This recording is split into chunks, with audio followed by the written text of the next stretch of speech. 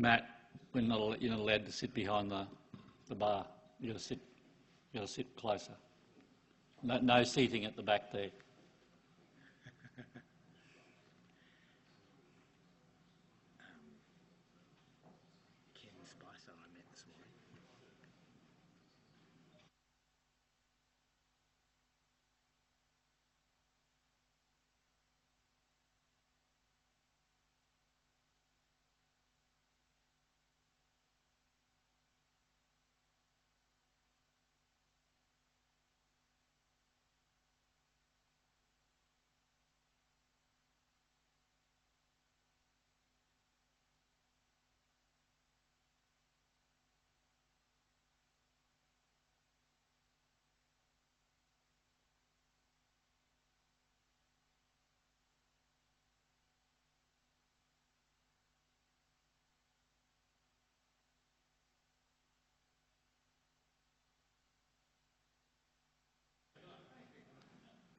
Hey guys up the back, do you want to come down to the front half? It's just that it's a big room and makes it a bit easier for us to get around.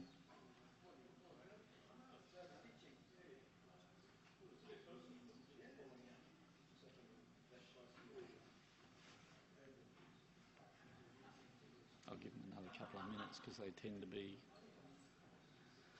always a bit hard to get here by 6. Yeah.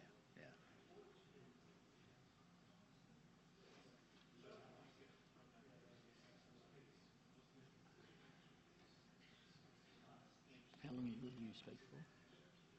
30 minutes. I'm trying to get 30 is good. Between 30 and 40. And That's good. That's good. I want as much conversation at the end as we can get going.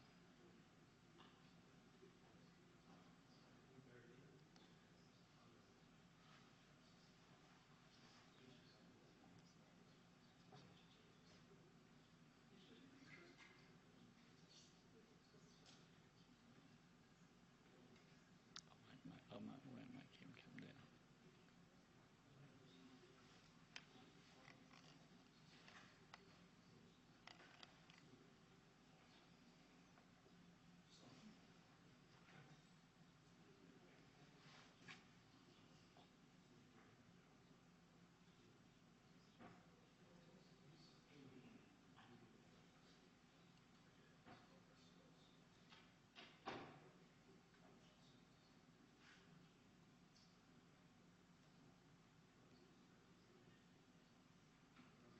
So the events you put on, what mix do you get of students versus sort of...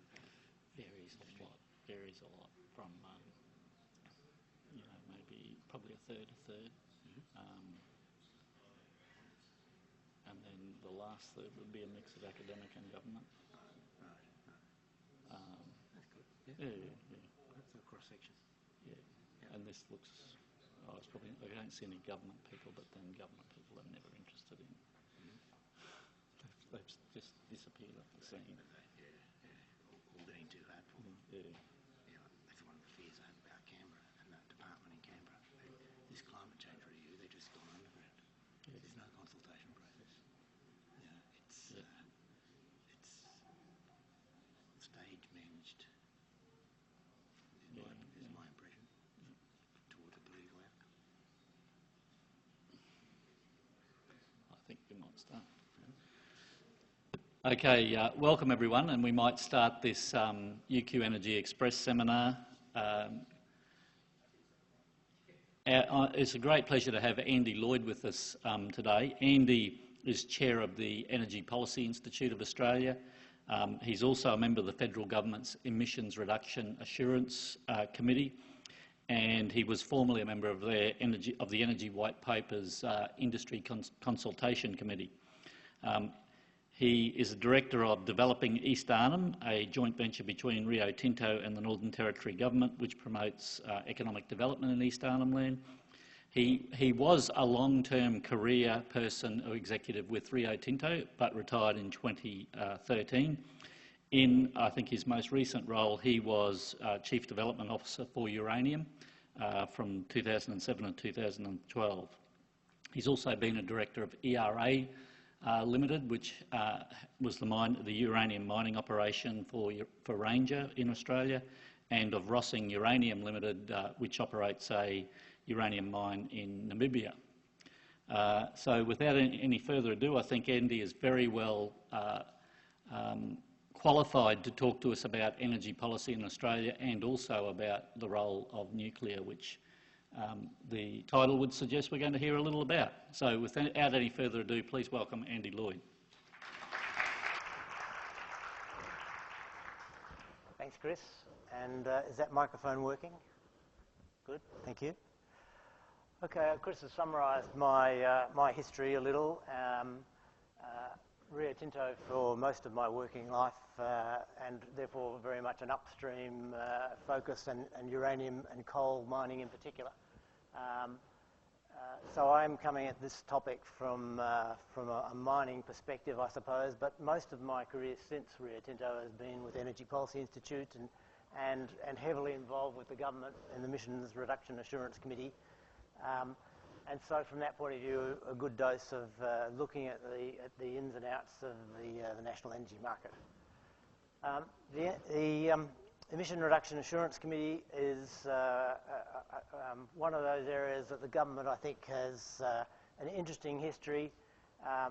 The actual effort there involves, I think, many sectors, and I've been actually pleasantly surprised by the extent to which, although it's not a scheme that's going to take us very far in terms of real emission reductions, I think it's been a very worthwhile way of getting some of the other sectors, agriculture in particular, land use areas, savanna burning methods. It's been a very useful way of people broadening their thinking about how do we reduce emissions, even if the end result is not much more than a starting effort. The difficulty with that has been the complexity of the methods, meeting the integrity guidelines that the government requires before they hand out money, makes those methods extremely complicated, expensive to implement, and handicaps the scheme enormously. So ultimately it's going to need to move to some far more effective and economically efficient method of capturing carbon reduction.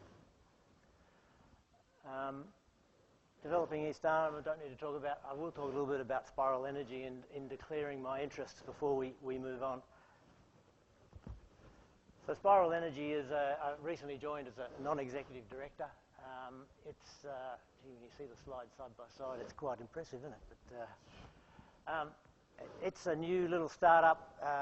It's aimed very much at adding into hydro, run-of-river or tidal. And each of those have their challenges in terms of development. The beauty of this is that it's low capital and therefore will have a significant advantage compared to other tidal type of applications in particular. The engineering is about to undergo testing at the Australian Maritime College, who are quite excited by it. And already there are investors and a number of utilities talking about placing orders, which to my mind, until you've proven the engineering a lot more thoroughly than we've done to date, is a bit premature. But the fascinating thing is we went along to ARENA and said, like, okay guys, how about a bit of support? And they said, sorry, our money's all dried up for tidal, we've drained that bucket, but we'll come back and talk, said we'd come back and talk to them later on. The difficulty, this is going to clearly generate an enormous amount of jobs. It's clearly got much higher potential availability than other forms of renewables. But the gap between moving from R&D into commercialisation, as most projects feel, is very real. And this is looking like it's going to suffer the same sort of fate. But hopefully it's such a hot spot and the need is so high that it might gain its own momentum. Time will tell. So that was the advertisement for spiral energy. Let's turn a bit to Finkel and setting the scene around where have we got to with the current round of politics in Finkel. For me, there were three really important developments that came out of the Finkel report. The first is it's really, I think, the first attempt to align energy and climate policies. They've been way out of sync for a long period of time, which is part of the difficulty that we've experienced over the last 10 years. And so I think he was pretty successful in that. And it's about time that we brought alignment. It's not going to happen easily, and it will take time, but at least it's the first time we've had the alignment tried to bring it together. The clean energy target's been debated to hell, and I'm going to try and make sure I keep us moving into areas where we're extending the thinking. But to me, the emissions trajectory that Finkel outlined and the attempt to bring longer-term thinking is really important shift, and we need to continue to encourage that process of thinking longer term. This is a longer term issue. The transitions are going to be long term. The sense of panic that's coming out in the press at the moment is, I think, extremely unhelpful. And Finkel, I thought, captured the idea of trying to get trajectories and bring instruments to bear that help take us in the longer term was absolutely spot on. And finally, he tackled the issue of the governance through the suggestion of creating the Energy Security Board. We think within the Energy Policy Institute that's well placed. Something had to be put in place to actually take forward that agenda. But importantly, the planning and coordination issue that sits inside the current governance structure was an issue, and that's very much a topic we hope the Energy Security Board will address. So let's look at the governance structure a little in more detail and take this apart somewhat, because I think it is important in terms of how we move forward and getting the policy settings right. COAG Energy Council is a body created with the 8 or is it 9 governments sitting around the table. The real work is done at the next level down with the Australian Energy Market Commission, Australian Energy Market Operator and Australian Energy Regulator. So COAG Energy Council sets the policy framework, sets the policy settings, and the operators, AMC creating the market rules, AEMO operating the market, and the regulator enforcing it. All that's fairly standard and I would hope fairly logical. Worked very well for 15 years since the Hilmer reforms and that period where the structure was put in place. The Energy Security Board is the new addition, and to our thinking, it's a planning and coordination role, and a few other areas as well that it's going to take up most strongly. It sits inside the structure of the AEMO, so there is a danger that it will be captured by those bodies. But in theory, I would put it above those organisations. It has reporting mechanisms. We think it's a very welcome addition in clearly laying out that there is a planning and coordination issue. This system is meant to be managed as a whole, and the Energy Security Board's charged to do that. There are a few other distortions in this system, though, I think, and one is the Clean Energy Regulator and the RET, and it's the enforcer of the market distortions, is how I would describe it. But it does make it a pretty complex environment, as you've got these bodies doing their respective roles in terms of bringing coordination. And finally, you've got the senior committee of officials. Never knew quite what they did, but they were there, and they certainly have been part of the failure of the COAG Energy Council to really get on top of these issues. And so I think we've got poor politics, poor structure. And the question is the Energy Security Board really enough to help lift that performance? I think we should be increasingly pessimistic around real action at the COAG Energy Council level. We've always had a problem with turnover of ministers from it that meant there's not a great deal of continuity.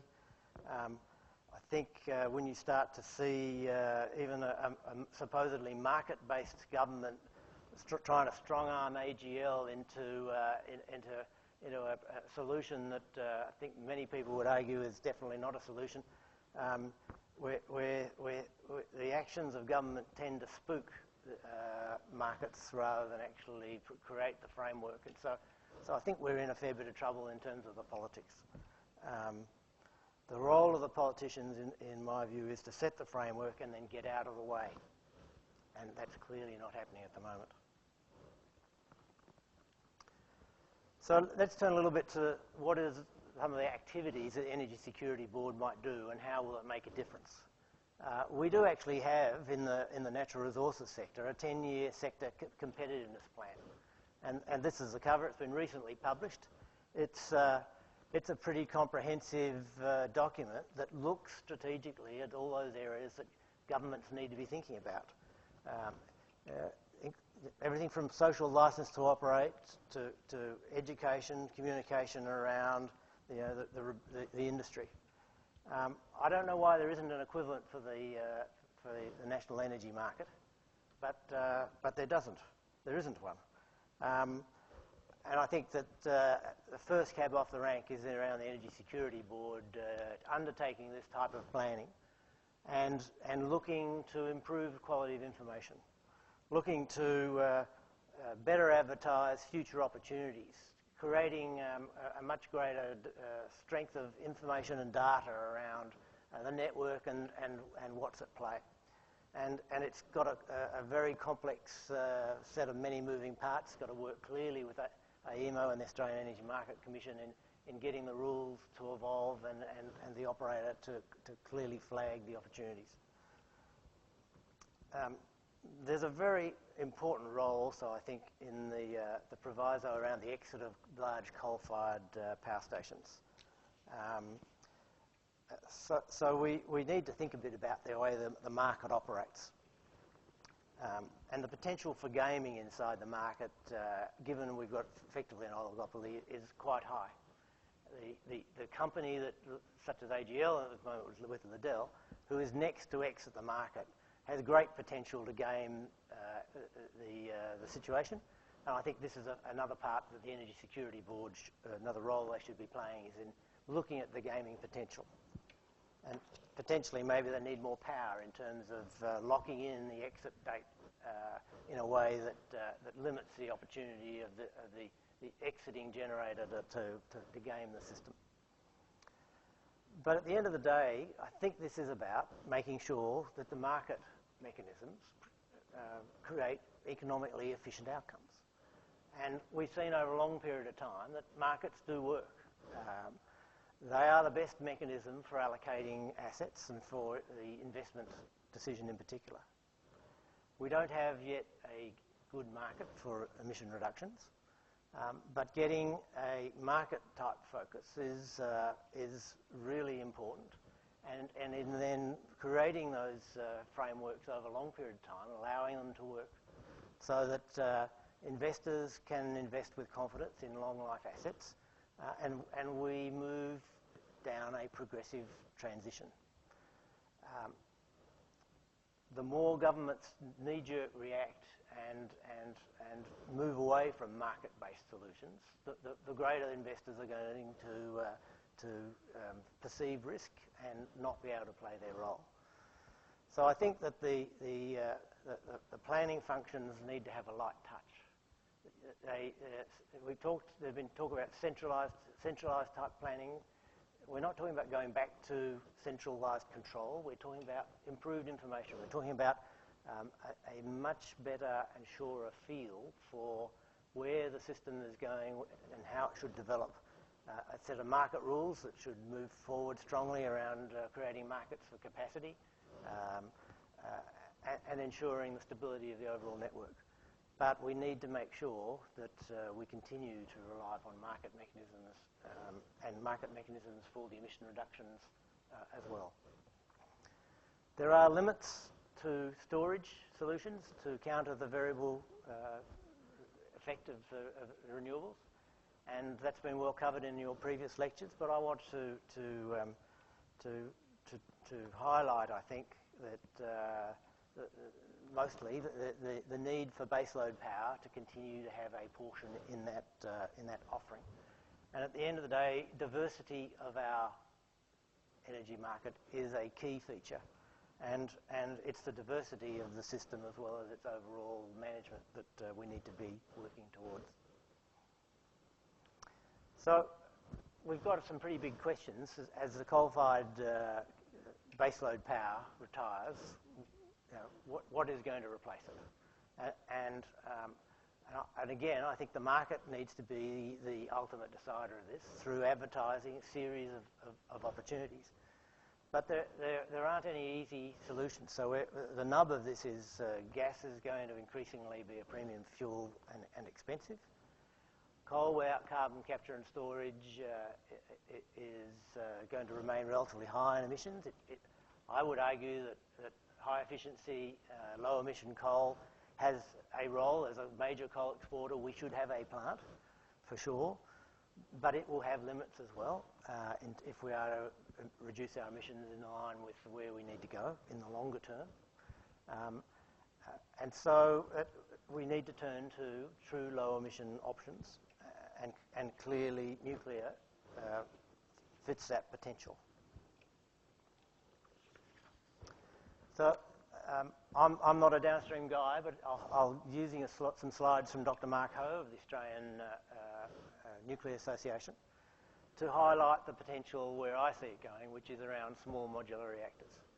I think that the days of a large nuclear plant, we're not going to be able to do it under government sponsorship. That's, I think, impossible for an impossible ask of government. And I don't think private enterprise, given the politics of our energy policy, has got any ability to handle the risk. But small modular reactors may take some time to come through, but they offer a very real option inside the system that may well suit the Australian grid. They're lower capital cost, so they tend to be smaller increments of capital. They're smaller in terms of land use. As effectively the safety part is governed by the size of the unit, but I love the sense of a plug-in type solution that can then be taken away and worked on. So a plug-in and play type option into the power grid is how I would think of it. 50 megawatt type units in groups of 12 to give 600 megawatts is projected under the current numbers around $2.5 billion. But importantly, I think over time it has the potential for the price to come down as standardisation pulls these units through, initially overseas, but hopefully in time, I see it being applied in the Australian market. The comparisons Mark presented recently using the NuScale small modular reactor as the example, I think offer some potential for it to be competitive. I'm not going to get into debating the numbers, and I think that the numbers almost now aren't the key issue. The key issue is, are we ready to take some small steps? And I think that the overwhelmingly, it's not the technical that is the issue here. The issue is around the politics and the social license. And that's a really tough nut for Australia in particular. And the way forward, I think, is very small increments based around studying the smaller units, creating opportunity for the educational activities to take place and the research activities as a small first step, and allow time for public support to build. Because without public support, I think nuclear remains impossible in this country. And we've got to allow a very steady as she goes process of winning that public support.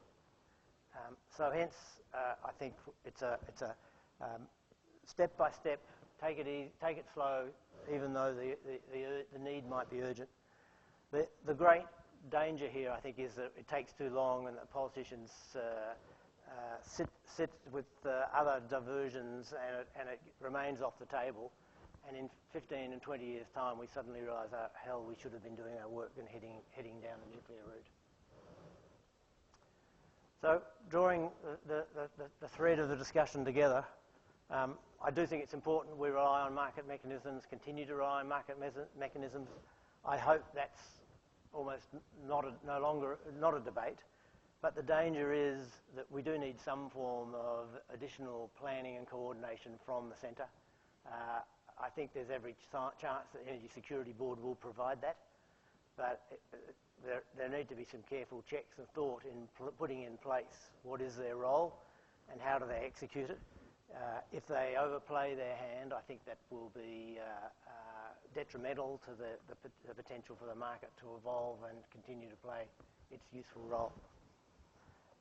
And finally, I think in the long term, we're not going to get the large emissions reductions, and quite how quickly we need them can be part of the debate. It does need to be long-term thinking, but without nuclear on the table, I think we're going to have a very difficult time of getting where we need to go when and if we decide we have to go there. So it's important that we start now to promote the potential, highlight the discussion, and bring out the need for some of that preparatory work to be undertaken. By keeping it to a small modification to the current bans, it's a lot great bit of potential politically to get it through. By keeping it as small steps in a pathway where people feel they're not being rushed, I think it's got some potential for a government to be able to argue its case. But we need to take great care in winning popular support. So thank you. Leave it there, and want to very much now throw the floor open for discussion, and hope that generates a few ideas.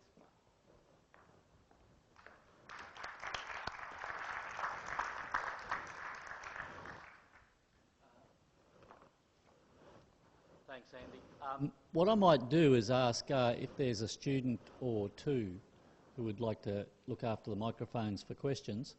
But I'm going to start with a question to this audience. Now, I'm not sure this is a representative of the greater public, but who in this audience would object to nuclear power being considered in Australia?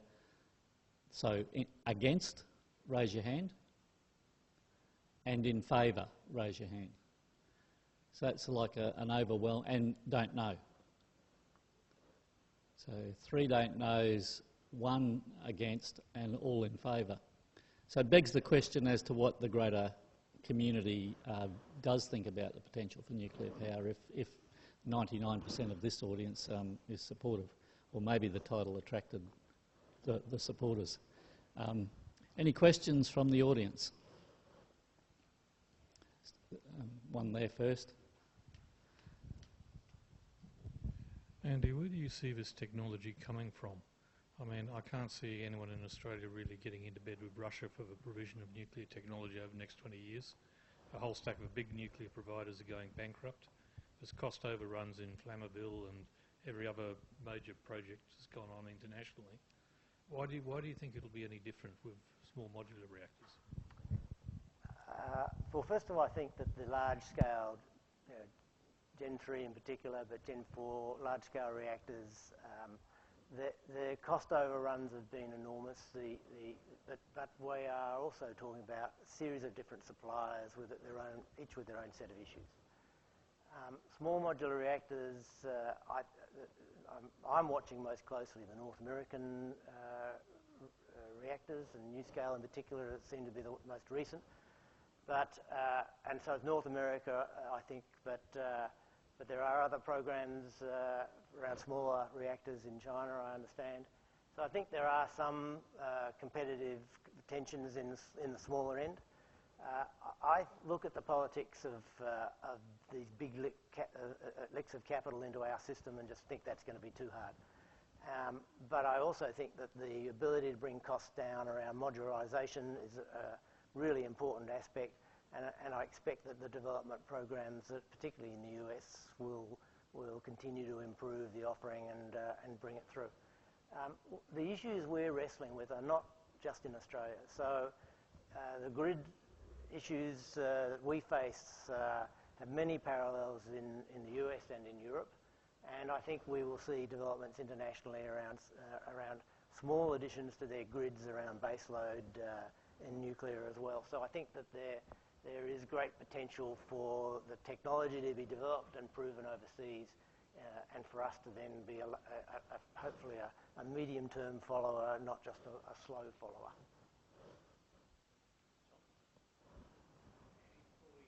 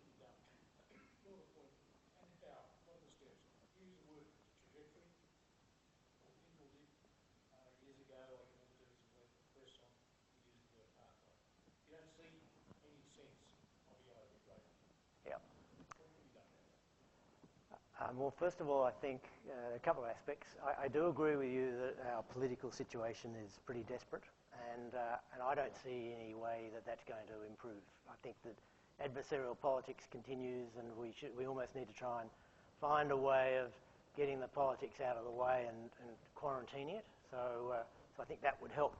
And so I think our only choice here is to try and help the Energy Security Board and those mechanisms around it to perform, so that they are given the freedom to get on with the job, not have politicians diving down trying to strong-arm companies to take any particular action.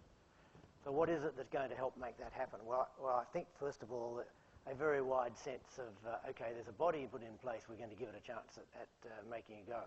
The mechanisms of public consultation and bringing industry into a dialogue are really important, sitting behind the Energy Security Board to create that debate and create a sense that there is a roadmap here that is going to be created, and that the public are going to be educated and industry are going to play a role in informing it. Unless those processes are laid out, I agree with you, we'll continue to see a fair deal of political interference that will be highly negative.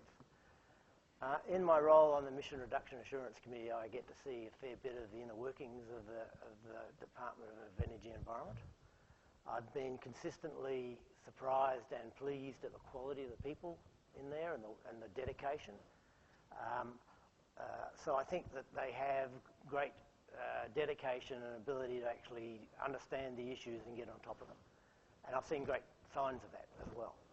Not seen any sign of the actual 2017 review of climate policy. That seems to have gone underground, and that concerns me greatly that there is a review that's been talked up by the government, but it's gone into camera, and what we see coming out at the other end is at this stage very unclear. But you know, clearly the modelling of the clean energy target didn't go well in terms of what they were providing with the government, and they haven't found a solution where they thought there might be one. So I think that the capacity is there in the department to do a lot more, but it's not being given the freedom to properly consult and bring industry on board and open that process up. And until these processes get opened up and the debate happens and effectively a greater degree of information and knowledge about energy matters becomes more widely spread, we'll continue to have politicians diving down, creating storms where storms aren't needed. Thank you very much. So I think we've got to come back to information, education, and processes that create better informed decision making. And that's a long and hard process, as you say. It's not going to happen easily. But there is considerable resource inside, between the AEMC, AEMO, the regulator. They've got considerable capacity there, and with the Energy Security Board properly resourced, they could really make a difference. So if the government's going to tip 500 million into keeping Liddell open, I'd much rather they just step back and give 100 million of that to the Energy Security Board for their education processes and say, okay guys, here's 400 million left for a reverse auction for this dispatchable capacity, and act like a market player that they're meant to play, and not act as a bully inside the market. So I think there is a potential with money and a resource to make a significant difference over time, but it's not easy. There was another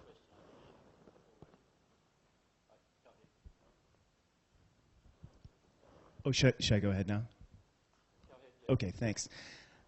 Great talk. Thank you very much. I was curious, we're interested in nuclear energy basically as a clean energy source because we're concerned about future generations and inheriting a planet that has clean energy generation and no climate change, things like that. But what do we do with the nuclear waste, which has tens of thousands of years of radioactive life and is currently just scattered throughout the United States right next to nuclear power plants? Yucca Mountain never really panned out. So what about that dirty mess that we would leave for future generations to clean up? I firmly believe the technology to vitrify it and bury it deep underground is there and available. It's the political will to create those facilities that is required. The South Australian Royal Commission, I think, came closest to a factual gathering of the potential that we've seen in a long time, and it outlined the case for deep underground geological storage, I think, very well. And I agree with you that without that solution and without it being available, that we should not go there. So it's important that the waste disposal issue is addressed and is part of that solution, and I think that also is a great opportunity. So I endorse the Royal Commission's findings in that area. I think we need to be taking that on board. Again, though, the South Australian Royal Commission was a very good example of poor short-term politics, and the citizen jury in particular, that process that was meant to bring in an informed public dialogue, was a complete disaster in terms of its political outcome. So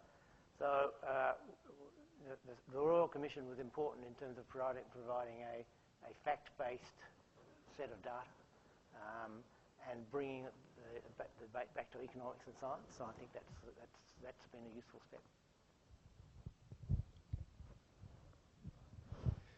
Thanks, Andy, for a terrific talk. There's two issues that are off the international climate agenda of the UNFCCC. It's population growth and it's nuclear energy. To what extent do you think that the lack of this conversation at the international level is impacting on development, both domestically and internationally, of your vision and transition to a low-carbon economy? Yeah, I think the international piece is really important. We're not going to get solutions in this country on our own. And as I said, other countries are also wrestling with very similar issues. So getting the international processes are really important in terms of trying to get agreement around trajectories and how we work together. That will be always an imperfect process and difficult and subject to the vagaries of diplomacy, which remain difficult. But at the end of the day, there's no alternative in terms of how do you get alignment, how do you build momentum internationally, both in terms of technology development, but as well as in terms of implementation. And you know, the best protection of our national competitiveness is we work in line and in step with our trading partners, so that we're taking these measures together and sharing the pain. And so, you know, making progress in step with other countries, and in particular with our trading partners, is a really important element of how you win popular support. So I think that those international processes are really important. There will be pockets where some technologies go ahead faster than others. You've got to be ready for those pockets to be grabbed and taken forward. And hopefully we might even have a few pockets of excellence ourselves that we can take forward. But different countries will play different roles, and they'll have different ways and different issues. So there'll be many solutions, and I think the expectation here is that you do your best to align the international efforts. You spread the information. You particularly want the transfer of technology quickly. So as they're developed and proven up, you want the linkages internationally. So the more you can create those sort of trading relationships and turn them into trading in carbon relationships, as well as the diplomatic efforts, the more you can link those efforts, the better. So I create great importance on it. It's a difficult thing for Australia to maintain in terms of travel and all the effort, but it's an important piece of the government and industry response. And the two need to be joined at the hip. The role of big multinationals in spreading the technology and playing their role is important in terms of the technology development and the spreading of the technology. The role of government in helping create frameworks and sharing frameworks is important in getting the right policy settings.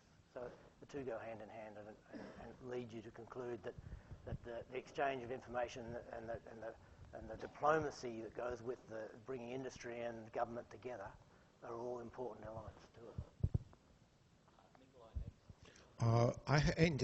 I'm very glad, firstly, that finally the small modular reactor is getting more and more as agenda. And there are two reasons for this.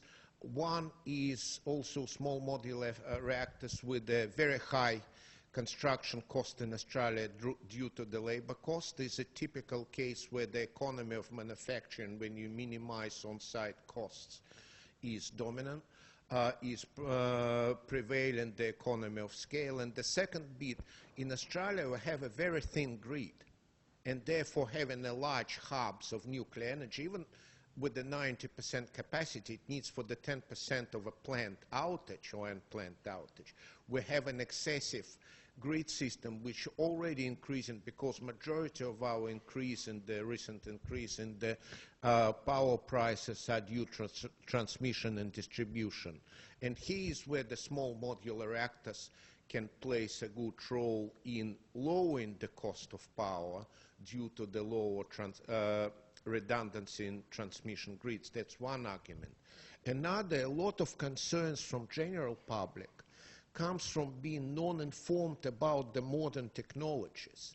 And hence I've got a question why the new scale with the pressurized water reactor is currently most of the agenda. Because if you look at whether using some intrinsically safe technologies like pebble bed reactors, which covers a lot of issues that currently are associated with both boiled and pressurized water reactors, can be taken away from the general public through the explanation of why pebble bed reactors is safer, and addressing the issue of the nuclear waste, the bigger education of the general public in the presence of the technologies like a closed nuclear cycle with the fast neutron reactors. And currently I don't think, let's say in the next 15-20 years, fast neutron reactors will be put in Australia for political reasons. As John said, I don't believe that there will be in the next 15-20 years any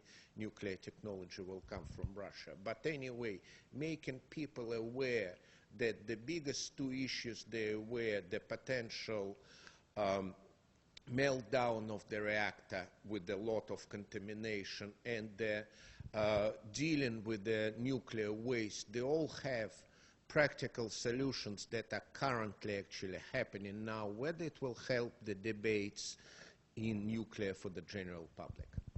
Thanks, Nikolai. A couple of aspects there.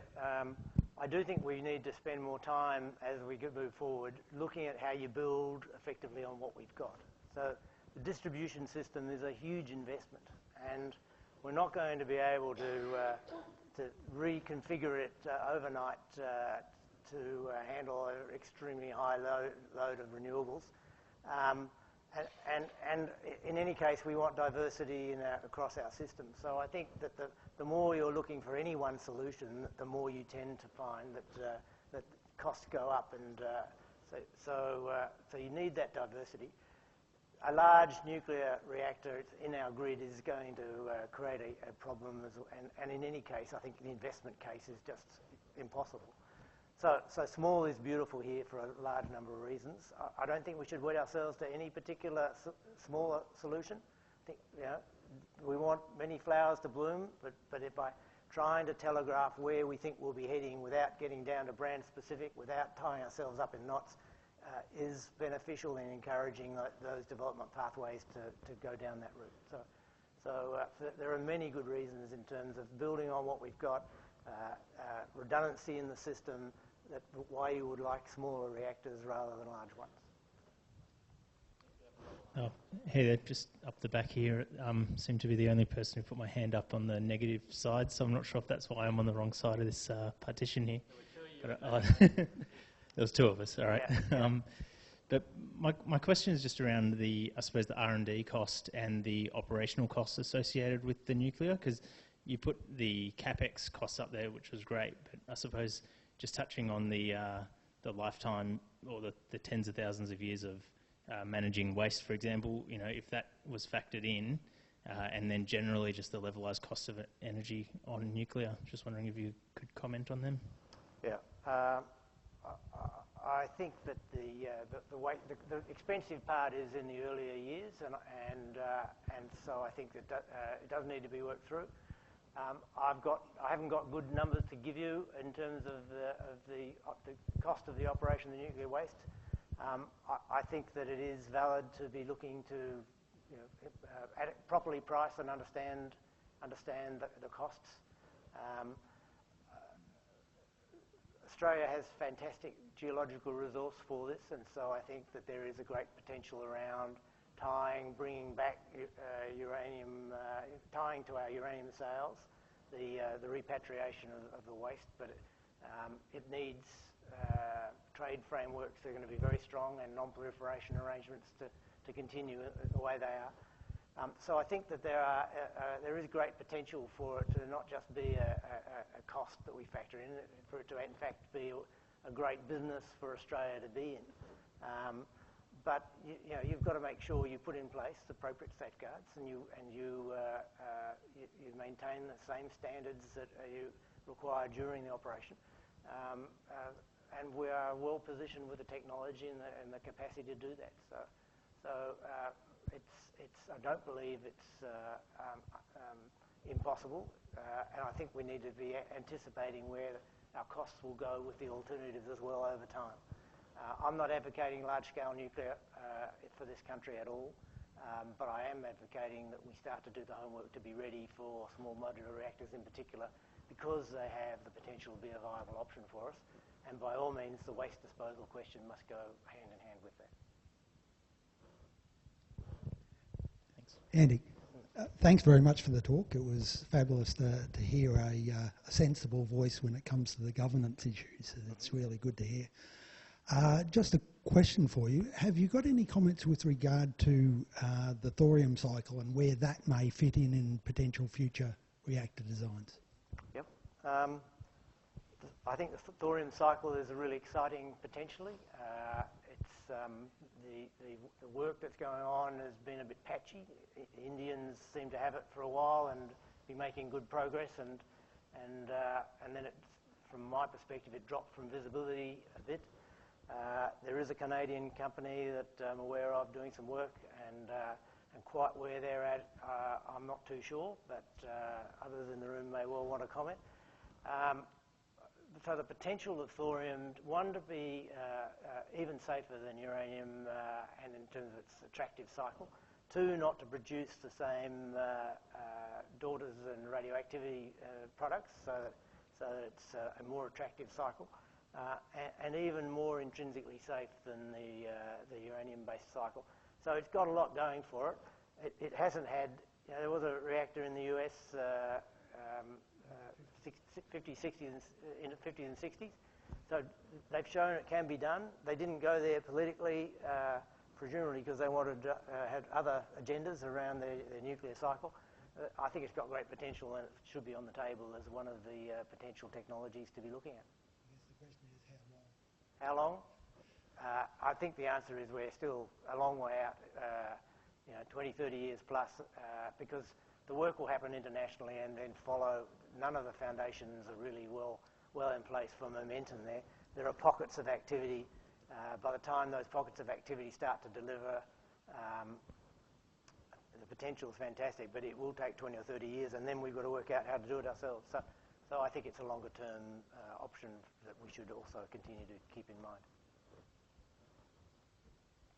Yes, Andy, thanks very much for your talk. We're hearing a lot about storage, and Finkel talked about storage being part of the essential mix of adding renewables to the system. Yep.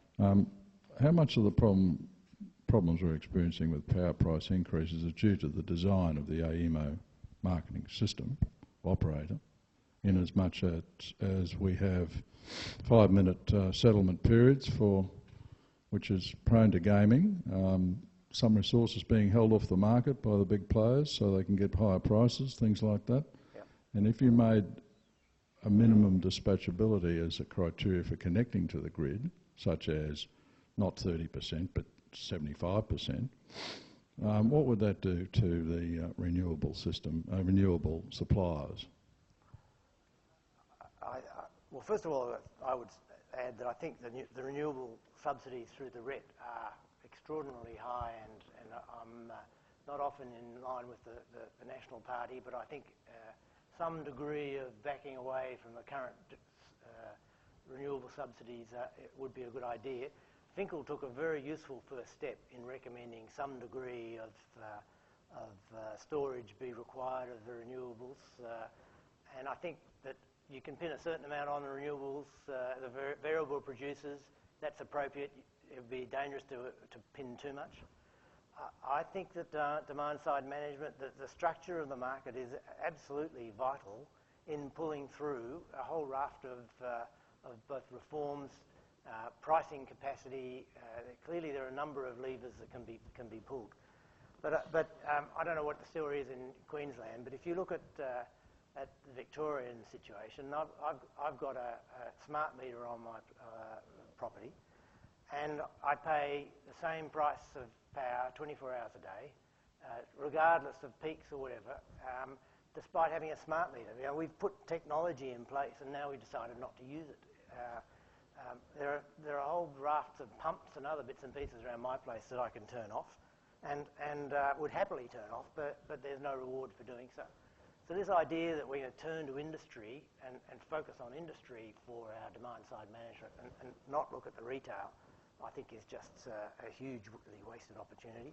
And that comes back to the market rules and getting the right incentives through. So I'm particularly critical of state governments and the way they've played this game. I think that they're going it alone, and Victorian government, my favourite government that I reside under, they're away with the fairies on a lot of this stuff. It's just extraordinary, and so there's not a lot of common sense being played, and I think going state by state is just very, very silly on many fronts, and it's hurting us. It's hurting us in terms of distortions. It's hurting us in terms of sensibly applying rules to the market that's meant to be a national market. So I think there's a lot to be gained in making sure the market rules are updated more quickly. I think that the sense that we just have market rules is actually wrong. I think the AEMC was way too slow in recognising that capacity needed to be priced at voltage controls and other issues around the operations. And so I think the dynamic of creating the Energy Security Board, I hope, will create a much stronger sense that we are actually going to have AEMO, AEMC and the Energy Security Board putting stuff out there and debating rule changes that drives for some of the outcomes through the market. If we don't use the market properly and get those rules in place and drive some of these changed behaviours, then we're not going to get the outcomes we're looking for. And so you're absolutely right that looking at settlement periods, looking at how it translates through into the consumer, really important, and those are all part of the reforms we need to be looking for. You've spoken a lot about nuclear fission, I'm assuming, but what future do you see for nuclear fusion, like the less dangerous one? Do you see any future for that?